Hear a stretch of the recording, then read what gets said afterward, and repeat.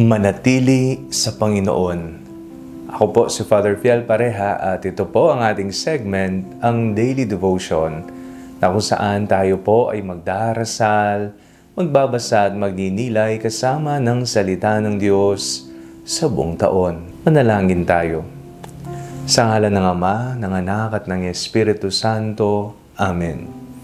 Halina, banal na Espiritu, liwanagan mo ang aming puso at isip, nang maunawaan at may sa buhay namin ng iyong salita. Amen. Our Bible passage for today is from the Gospel of St. John chapter 15, verses 1 to 8, and I read it for you. I am the true vine, and my Father is the vine grower. He removes every branch in me that bears no fruit. Every branch that bears fruit, He prunes to make it bear more fruit. You have already been cleansed by the word that I have spoken to you. Abide in me as I abide in you. Just as the branch cannot bear fruit by itself unless it abides in the vine, neither can you unless you abide in me. I am the vine, you are the branches. Those who abide in me and I in them bear much fruit, because apart from me you can do nothing. Whoever does not abide in me is thrown away like a branch and withers. Such branches are gathered, thrown into the fire and burned. If you abide in me and my words abide in you, ask for whatever you wish, and it will be done for you. My Father is glorified by this, that you bear much fruit and become my disciples. Naranasan niyo na po ba na lumisan sa Panginoon o talikuran ang pagdadasal, ang pagdalo sa banal na misa o anumang uri ng pagsamba sa Kanya? Yung tipong nagtampo ka sa Panginoon, kaya hindi mo siya kinikibo, hindi mo siya kinakausap sa pamamagitan ng panalangin. Kumusta naman po ang naging karanasan nyo ng paglisan sa Kanya?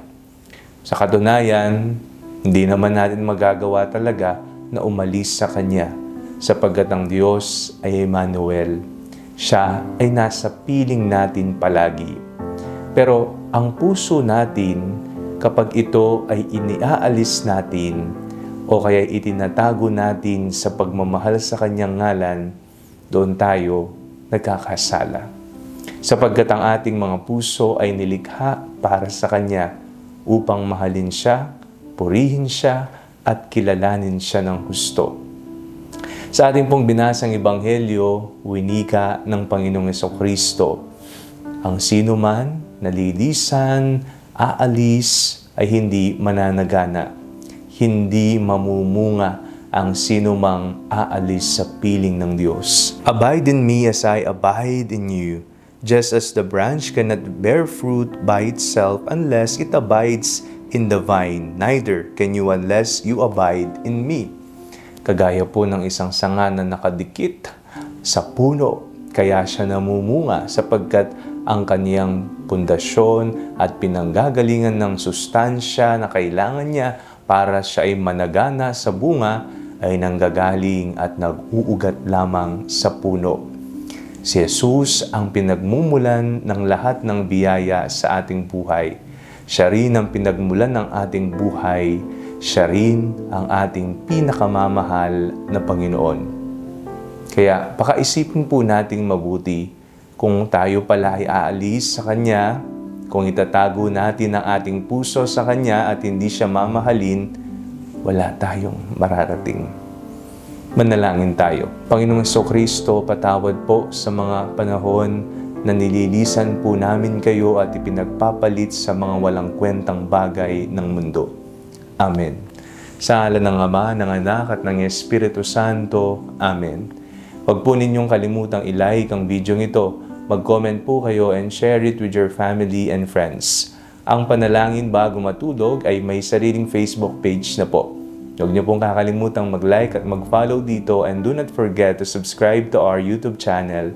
I-click niyo lamang po ang link na nasa description ng video ito, o kaya naman po i-just search Father Fiel Pareha.